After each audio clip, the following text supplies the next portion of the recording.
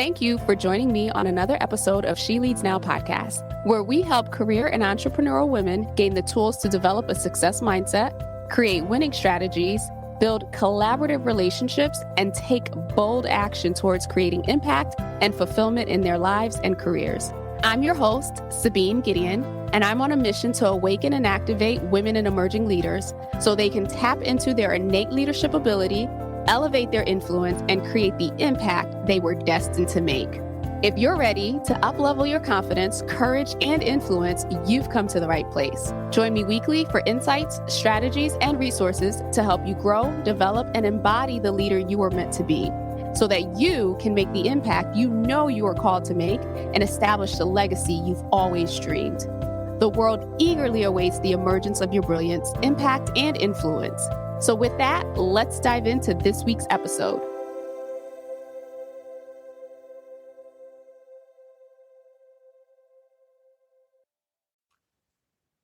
Welcome to another episode of She Leads Now. I'm your host, Sabine Gideon, and I'm here with another installment of the LeadHership Reloaded series, reimagining, redefining, and rehumanizing leadership.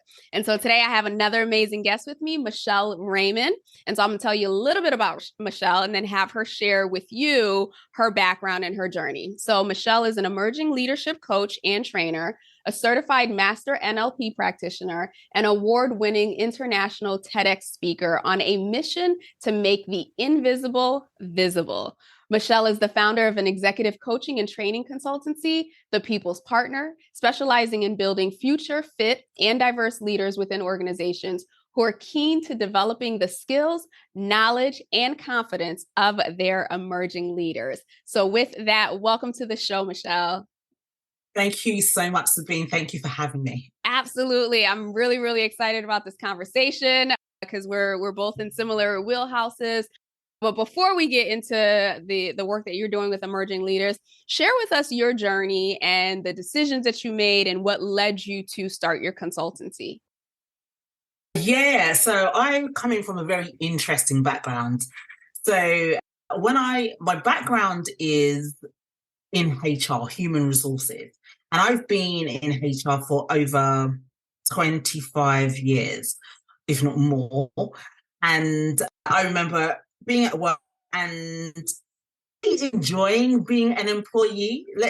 We hear so many things nowadays about, we don't want to be an employee working for someone else. I was totally comfortable and happy about working for someone else. And I went to a networking event with my husband, who is now my husband, and at this big function, the host said, "Is there anyone here that wants to come on stage and share and talk about their business?" So I'm sitting there feeling great because it's not me. I don't need to go on stage. My husband pushes my arm up, and out of, I can't remember, about 400 people, I was called to the front to go on stage with the mic and to talk about this fictitious company that I did not have. And I was like, oh my God, Michelle, what do I do? What do I do? But listen, we leaders know how to just roll with the punches. So I thought, I'm not going to go up there and lie, but what I will do is talk about my skills, my experiences, and my competencies, and just see where it leads. So I talked about why small businesses need to invest in HR, why HR is credible and required and valuable for all organizations of different sizes. And when I came off stage, I had so many people flocking to me and saying, "Michelle, we love what you said about that. We need legal documents, we need policies, procedures, systems." And I was like inundated. And I think I remember sharing with someone that, oh my God, I need to think of a business name or something like that. And that night I remember sleeping and it's like God downloaded in my spirit, call yourself the people's partner, because you like to partner with different people and different organizations.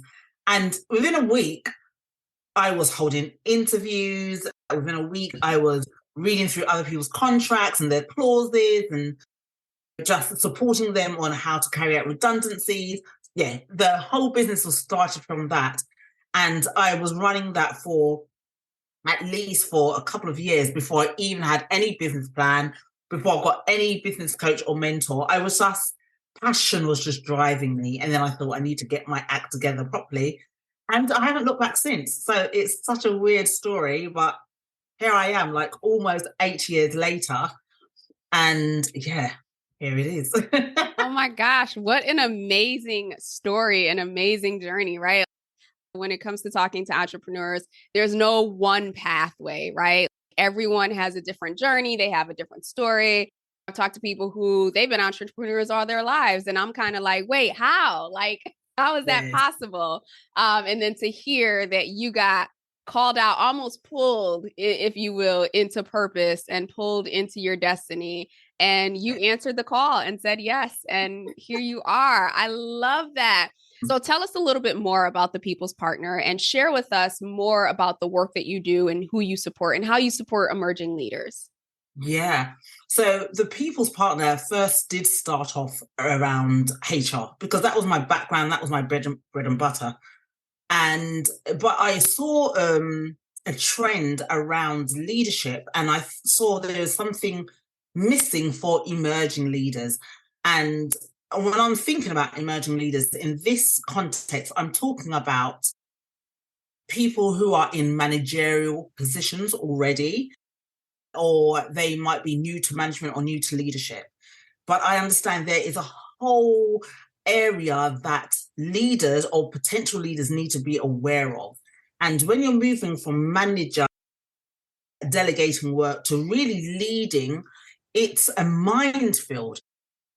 And so what we've tried to do is utilize the skills of our team and NLP, neuro-linguistic programming, and also our skills and our backgrounds just working within businesses to support emerging leaders to step up and be a true leader for their organization, for their department. So we work with them in terms of how to navigate the industry or the departments they're in, because now people say you have to play the game, but I don't want them to be in that position where they have to play the game.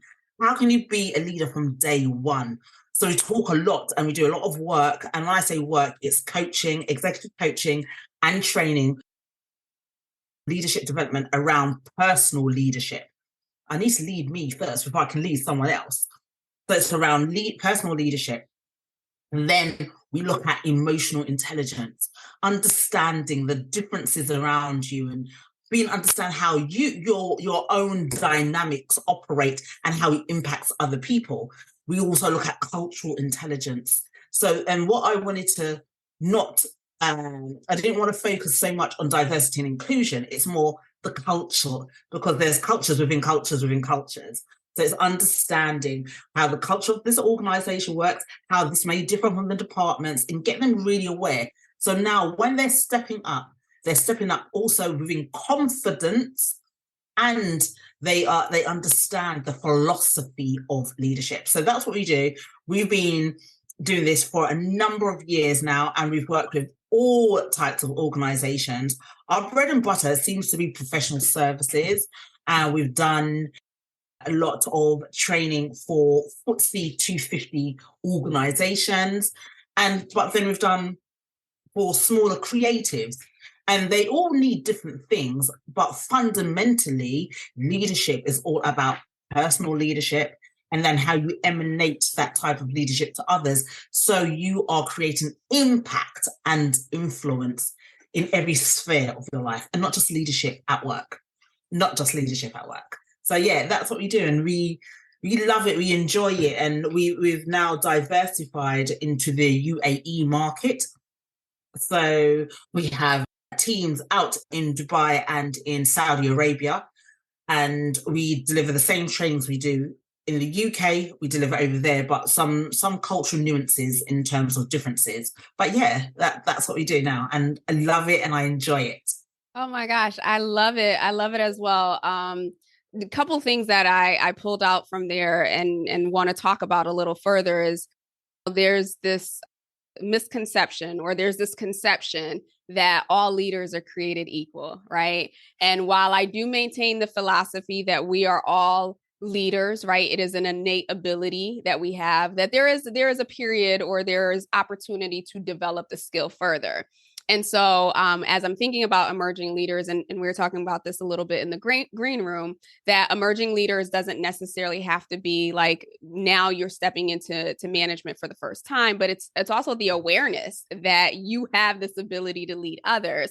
But thinking through as well that shift from individual to contributor to supervisor to first time manager, right? There's an identity shift that happens there. There's a whole new level of skill sets that you have to build there. And then when you get to that next level of first time people manager or managing people who are managing others. So now you're at another layer, right? And so you go from being the doer and having to be the one to have all the answers and doing the work. Now you're shifting into these dynamics of delegating work, maybe dealing with some conflict and all that other stuff.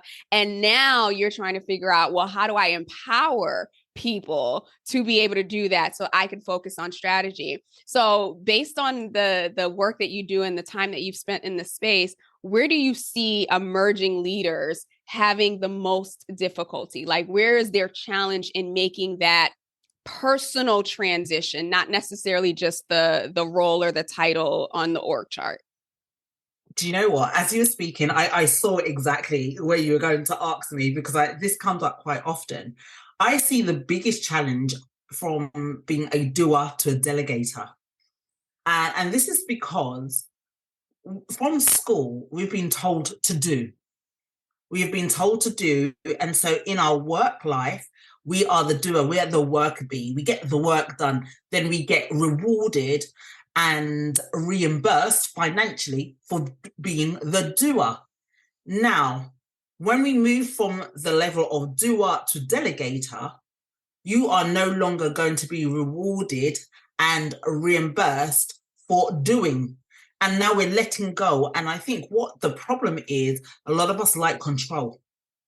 And when you're becoming a true leader, you have to let go of control and empower others to be the doer in the way that they feel is right and not necessarily the way that we would have done it.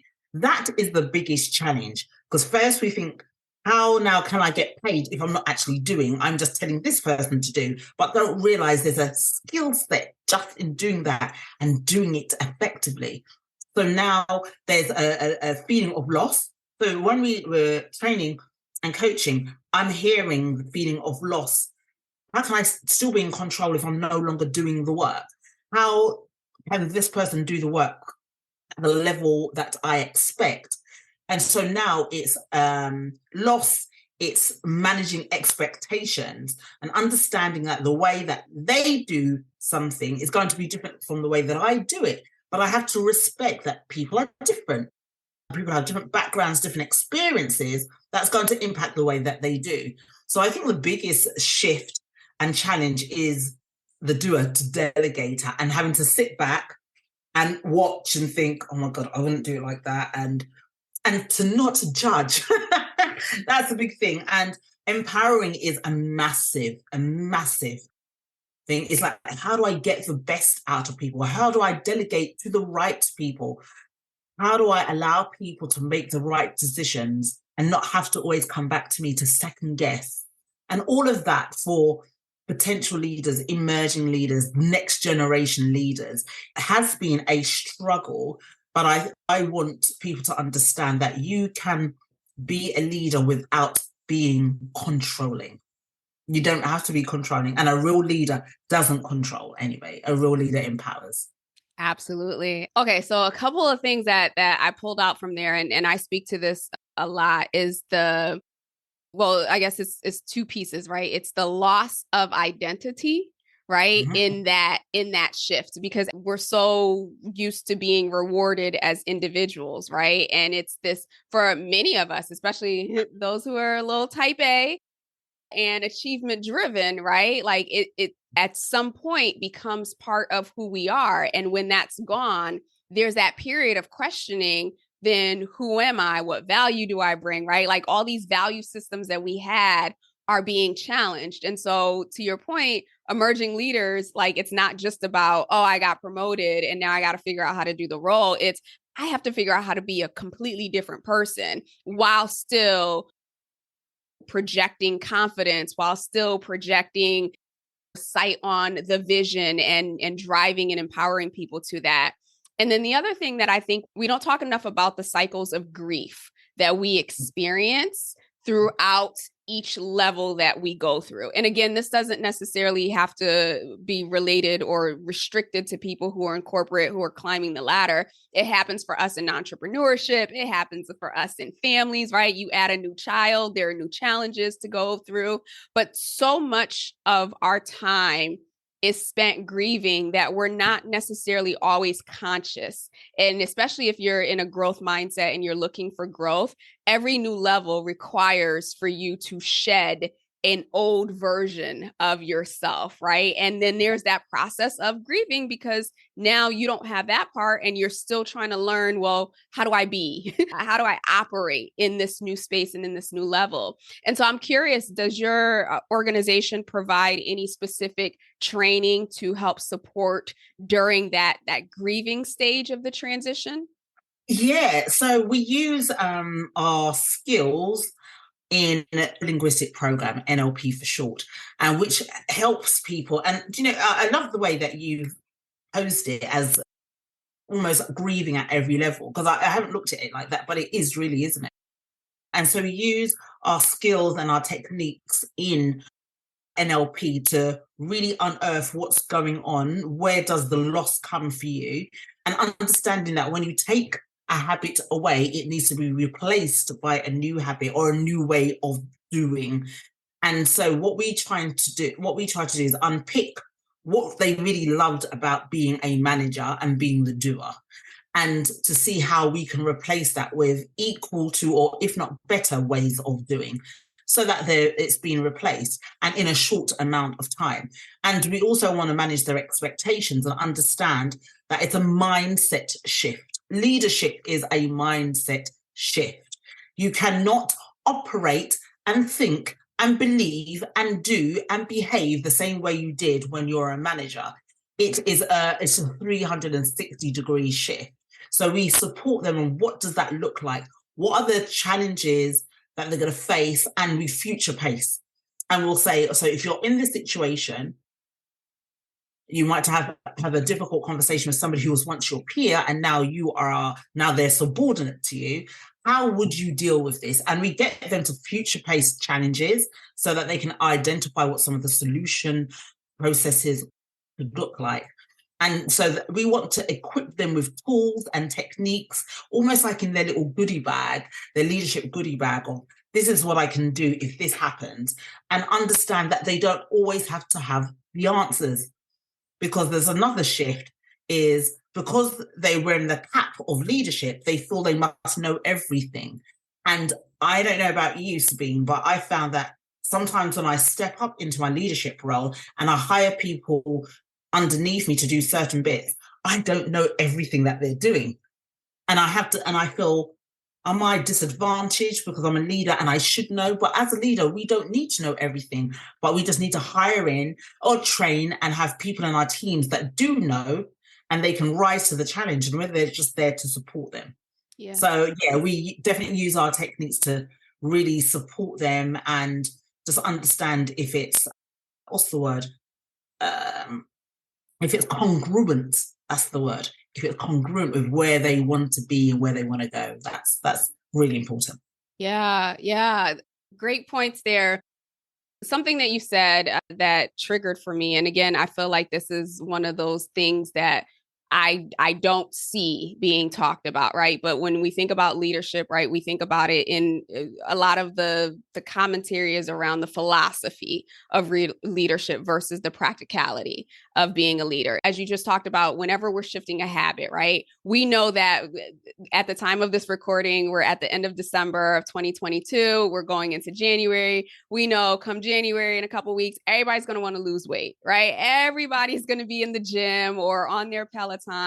And we also know based on patterns that by February, by March, right, gyms will be back empty. And so there's this cycle. And so when we think about it in the context of leadership and specifically for emerging leaders stepping into that place, for the people who are managing them, it's very important for us to not lose sight of the fact that this is a human being who is adapting to a new way of being, right? And so therefore, there is a period in which they need to be able to be supported even more so than before in those early stages, because now they are moving into being a different person. They are moving into creating new habits. And for those of you who are listening, who are stepping into new leadership roles, I encourage you to give yourself permission during that initial phase to accept that it's going to take time for me to learn how to be a different person.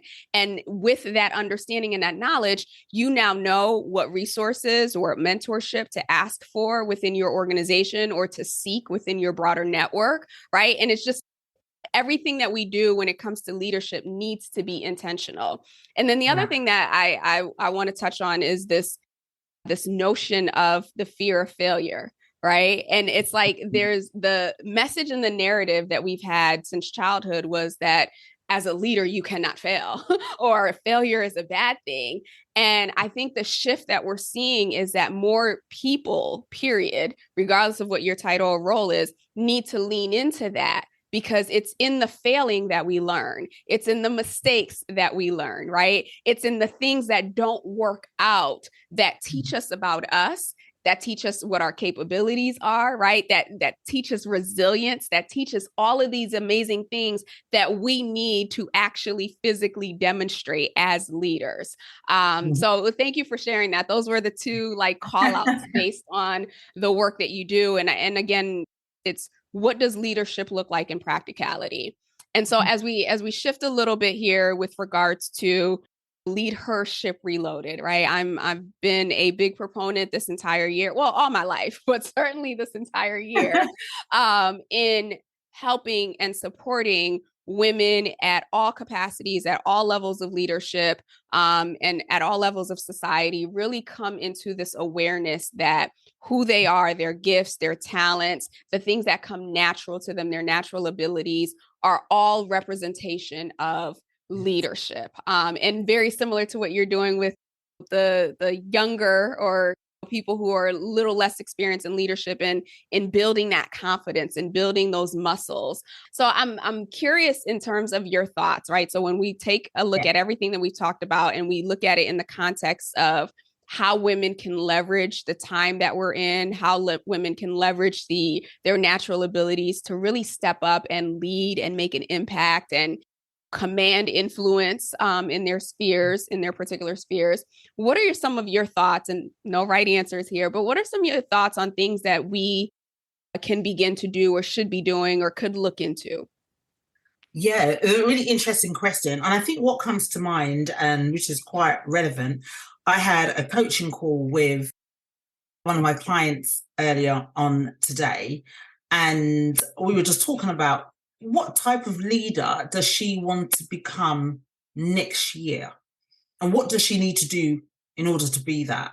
And we were throwing a few suggestions, but fundamentally, she said she wants to be a woman with a voice, that she's doing it for herself, but by her doing it, she's letting other women know it's okay to look like you and to still speak. And I thought that was really powerful. So if I was to give that if I was to put that in context into a theme, it's about us having a voice at any table. It doesn't have to be the table. And when I'm talking any table, if you see anything that's happening within the world that requires your opinion because what you've got to say matters, then for me, that's leadership for women.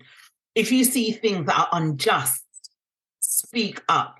And I think we need to move away from thinking, oh, well, let me keep quiet, let me sit on the fence. And I think there's a way that you can have a voice and be respectful with it and open up a new door of opportunities for other women. And I think that's what true leadership is. And that's, for me, that's what I want to do more of next year. I think my key word is advance. for next year, advance. What does advance? It may mean advance in my business, advance in my spiritual life, advance in my personal, but advance in me standing up for what is right. Because I feel personally that I haven't really stood in my leadership power as well as I could have or should have, because there's things I've seen and I've turned a blind eye to it. And I thought, oh, that's somebody else's problem, or let someone else fight it, or there's enough women out there going to say something. Not understanding that I have a network of women who only move if I move. and other people will probably resonate with that. The song, when I move, you move, just like that. It's just like that. There are people who they want to move, but they need to be encouraged, motivated, inspired by people like us. So when we keep quiet and keep still and keep our mouths bound, they keep quiet, keep still, and keep their mouth bound. And then we create a society of just quiet women with nothing to say, no value, nothing to bring to the table. So I know that each time I speak, I'm given permission and opportunities for other women to do the same. So for me next year, it's about advance. And it's not having an opinion and always getting it right, but actually sharing what I believe, sharing what I think, because I know I do that. And then a woman down the road who's on my Instagram, she'll see it and she'll think, oh yeah, actually, I've got an opinion on that. And then someone sees her on Facebook, someone sees her on LinkedIn, and it's an ecosystem. And the more voice that us women have in the world, the more leaders there will be in the world, most certainly. Absolutely. Oh my gosh, I got chills as you were speaking, because I feel like you were literally speaking my soul, so to speak, because this whole series, this LeadHership Reloaded series, came about like my observation of the narrative around leadership and the narrative around women and the narrative around the Great Resignation. Yeah, women left the workforce, and so that's why we have these holes, without the appreciation of the fact that, do you understand how much your women were carrying? Like, that level of appreciation wasn't there. And so this whole series wasn't meant to pit men against women. It was more of, no, I'm seeing this. I want to create a platform, because guess what? We're already having these conversations in our circles, right? And so I wanted to leverage my platform to highlight women who are winning, who are plowing, who are trailblazing, because guess what? Unfortunately, we don't all make the Forbes top 25 list, right? But that does not mean that we are not affecting change in our particular spheres of influence. And then I wanted to release this restriction, if you will, this box that not only has society put us in, but we've put ourselves in out of fear. And it's just like, how can we lead if we're conforming, right? Who's up front? Who's leading the troops if we're trying to step into the back and fit in with everybody? So thank you so much for sharing that and casting out that vision. And I pray and I hope that those who are listening are stirred in their own spirits by, hey, what do I have to say? What do I have available to me? What comes naturally to me that I could leverage and share with the world without fear? Or, I mean, you can do it with fear, right? That's when you tap into your inner well of courage, right? Because we can still do things when we're afraid. But understanding that your voice matters, your influence matters, your natural abilities matter. We all need these things. And the more that we allow constraint within ourselves, the more that we deny the world our unique brilliance. And so, similar to you, going into 2023, I want to amplify even more so what has been done in 2022. And I'm just excited to hear and see and like other women who are in that same mindset and who are pushing forward. Yeah. And can you imagine if more of us women amplified our voices, advanced our professional and personal life, just what great impact it will have on the world.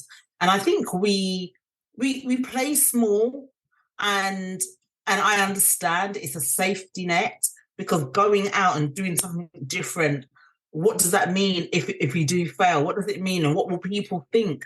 And I always think, but can you imagine if I did do it, and the impact it will have on generations to come? On generations. And this is a saying that I always say at the end, but I'm going to say it now actually, is when I ask people, what do you want to do? And people say, I want to make an impact, I want to make an impact. And I always say, how can you make an impact in the world if every day you're tiptoeing through life? We always want the big things, but if you look at your daily habits, you're barely living. You're just surviving. We are barely living. We work to pay our bills. We work to provide food. And I'm thinking, but that's not living. That's not thriving. So what do we need to do to shape our destiny? What does that look like? And you want to leave an impact in the world. And if I say to you, as a leader, you need to follow up on these things, make those phone calls. Oh, I'm too nervous and I don't want to feel like I'm hounding somebody. I don't want to feel like I'm getting on their nerves. And I said, but you're tiptoeing again. You're tiptoeing. But go and make that call. Go that extra step. I went to a conference, a conference in the year, and I met somebody. I was speaking with them, and I reached out to them on LinkedIn. And I must have reached out about 3 times and he didn't respond. And then when he did respond, he said, I'm sorry, I'm busy at the moment. And he responded again and said, I forgot that we had the meeting. And I was like getting fed up. I was like, oh, Michelle. Then I thought to myself, but when I watch TV or listen to podcasts, I hear all these brands advertising, marketing consistently. And these are big conglomerates, big corporates. And I'm thinking, and I'm one small business and I'm getting tired. I'm a woman and I'm getting tired of calling somebody or just checking in. And I thought, no. And I was persistent and I went back to him and I said, let's put in a date. Let me know if you can do it. We got on the phone call. We spoke. And I was looking for sponsorship for an event that I'm putting on around supplier diversity, helping more women entrepreneurs become more visible for corporates. And he asked me, how much are you looking for from us? And I said, £20,000. And he said, okay, let's see what we can do. And he said, let's have another meeting in January with the people that hold the purse strings. Now, if I wasn't diligent and pushing through and advancing and going that extra mile, I wouldn't now be having a discussion about them giving me 20K. This is what we need to do. We can't give up on the first hurdle. The world needs what we have. And I know that when I put on that event and that event is specifically for ethnic minority-owned businesses and women-owned businesses, putting them in front of corporates such as Meta, such as Visa, Sky, Lloyds Bank, putting them in front of them so that they can see what is required to work within corporates. And the corporates can see these are people who are available that can supply a service to us. I'm bringing them together. I know what my mandate is. I know what I have been, what my purpose is. And for me to be a true leader, I have to follow it through. I've got to. I have no choice. It's not optional. Not optional. Oh my goodness. Again, goosebumps from that. And I think the power behind everything that you just said is being willing to ask, right? Yes. Just being willing to ask. I mean, we can do a whole nother episode on just like women's resistance to asking, right? When it comes to salary negotiations and everything else. But it's just, if you have this vision, if you have this dream, that like just asking for the help and asking for help is for another episode, because that might require NLP, a psychiatrist, and all these other things to get through and to dig down. But I love your tenacity, and I love the fact that your focus is so much on everything that I do creates a ripple impact or effect, and everything that I don't do also creates a ripple effect. And so you are consciously choosing to do the things or to focus on the things that create the impact and the effect that not only support you and your business and your employees and your team, but also that expands that opportunity in that space for other women, for other minorities in business. So thank you for that work. Thank you for the diligence, and thank you for that mic drop moment and nuggets there. And so I want to be respectful of your time and transition into the blitz section here. So I have just a few questions for you. So as you think about everything that you've done and the experiences that you've had, and even now with working with people who are coming into their leadership identity, as you look back to a younger version of yourself, right? Knowing what you know now, what advice might you give her? Don't overthink. Do not overthink. I've always had an issue with that. And I think I will tell my younger self, don't overthink. You don't need to be perfect, Michelle. You can just go and just go out there and do it. I remember someone had said to me, oh, Michelle, get your online courses out there. And I said, oh, it needs this, it needs that. And she said, Michelle, you're not out there selling a PhD. And that stuck with me. She said, just put the content out there because people want what you have. And that stuck with me. And the thing about not being perfect, just don't overthink things. Just do it. Even coming on to today's. So my brand is a blonde wig, right? I have short, long, curly, whatever. Yeah. And even for today, I said, so obviously there's my natural hair, right? And I thought, oh, what do I need to put my wig on? This is how I was thinking. And I thought, because I have to portray the brand that, of the black lady with the blonde hair. And I just thought, forget that. I am going on with my natural hair and be proud, and I'm going to rock it. And that's what I did. And because I had to remind myself, what would I tell my younger self? Do you have to always be perfect? Did I put on a full face of makeup? No, I didn't do any of that today. And because why? Because I believe the content that comes out of my mouth is going to be more powerful than what I look like. And that's what I would definitely tell my younger self. And this is what I tell my daughter all the time as well. Yeah. I love it. Actually, there are a couple of nuggets of wisdom in there, in just being you. And yes, I love it. And so as we future pace here, right? So we've already been talking about legacy to an extent, but as you think about 30, 40, 50, 60 years from now, however many, right? And you're looking back at your life, what is the narrative that you want to be able to speak about you and the work that you do or that you've done, and of course have other people speak of you? Yeah, then my legacy is she didn't quit. She didn't quit because and in the context of I'm not giving up, but the word is don't quit. She didn't quit. And I always say, when on your birth, when you pass away, I want it to say 1977 to whenever it is, but that dash in between, when they see that, they will say she didn't quit, she didn't give up. Because and this for every woman out there, every leader out there, you will start things and you may find it's not working. But that's not quitting. You just know when to let go, but you will start something new. That shows you're not a quitter. And that for me that's me all over. I have started something and it hasn't worked. It's failed.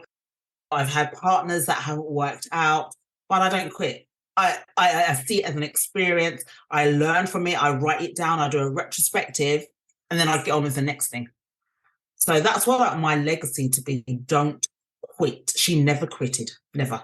I love that. The dash is the piece that no one really talks about, right? We talk about the beginning, we talk about the end, but the dash, that's the money maker. There's actually this quote that I have in my board above me: winners never quit and quitters never win. And so it is my reminder that no matter what, keep going. Mm-hmm. So thank you for sharing that. And then the last question is really around part of being an effective leader is making sure that you are always in growth mode yourself, right? Because you can only lead people to the extent that you've been led, or that you are allowing yourself to be led. And so I books have become like the thing, right? Books and podcasts and everything else, but certainly books.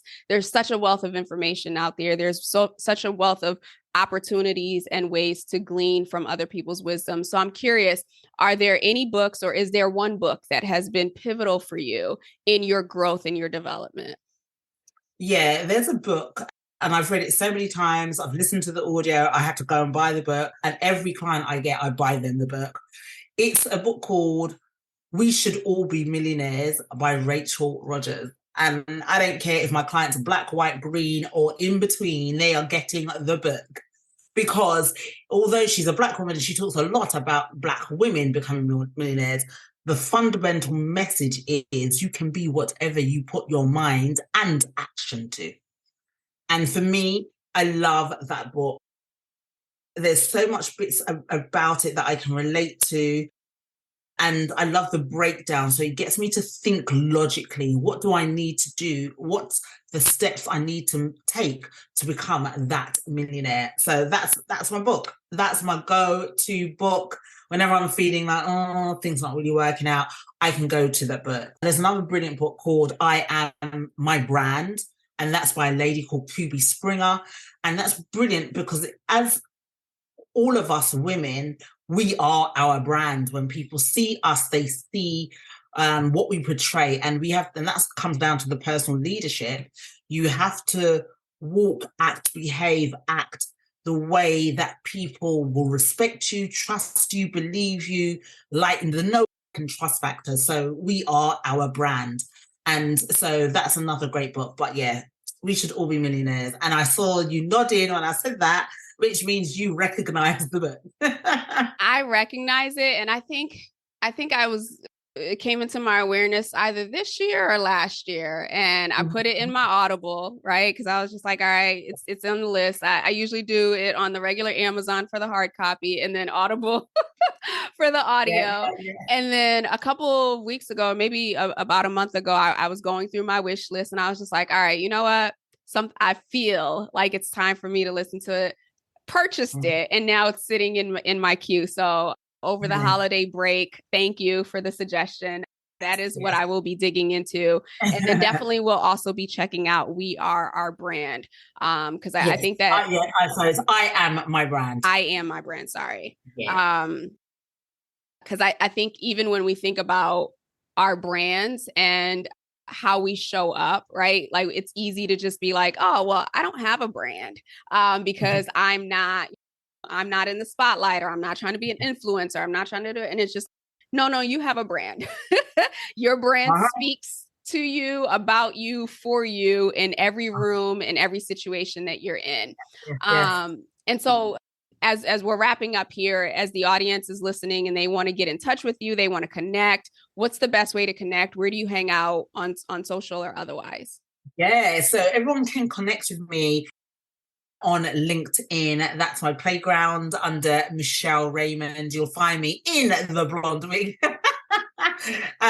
So Michelle Raymond, and I've been pretty active on Instagram, and that I use Instagram I do leadership training and coaching, but I also sell properties in Dubai, and that's where I do all of that on Instagram. But yeah, LinkedIn or Instagram, most certainly. Nice. And I believe you have a giveaway, right? You have a opt-in? Yes. So I've got an opt-in, and it's 60 FAQs around how to get paid corporate speaking engagements.